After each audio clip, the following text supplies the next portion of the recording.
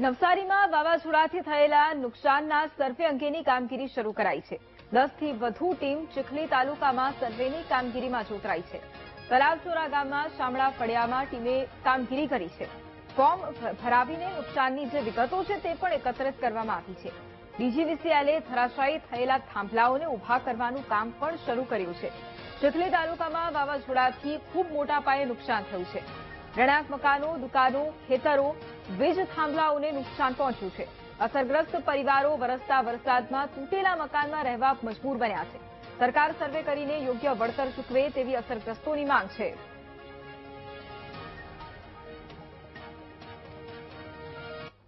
તો નવસારીમાં અવિરત વરસાદ જેના કારણે ઠેર ઠેર નુકસાની થઈ છે અને હવે સર્વેની કામગીરી પણ શરૂ કરાઈ છે। અમારું ઘરના આગલે બંને માર્કર ઉપર પતરા ચડાવેલા દાદરના તે ઉડી ગયા। પાછળના મેજારી બી ઉડી ગઈ। અમે તો પોયરા હાથે પોયરાઓ ની એકલી જ એવું। શું અપેક્ષા સરકાર? અમને સરકાર કોઈ સહાય આપે તો સારું। અમે તો ચીકુ બને જ પાછા અમે જીવીએ। ચીકુ જો અમારા ચીકુ ના ચાર તો એક સાથે બધા અમે કેવી રીતે જીવીએ એમ હવે વિચાર થાય। વાવાઝોડું આવ્યું એટલે બધું જ અમારે નુકસાની થઈ જશે। હવે અમારે શું કરવું?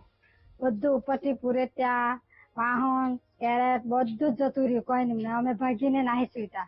કોઈ અમારી પાસે અનાજ પાણી કશું કઈ નથી। અમારે રહેવાની બી સગવડ કોઈ નથી। અમારો છોકરો બી નથી। અમે 2 જ જણા છે। ભરાઈ ગયા ને અમે નાહી સુઈતા।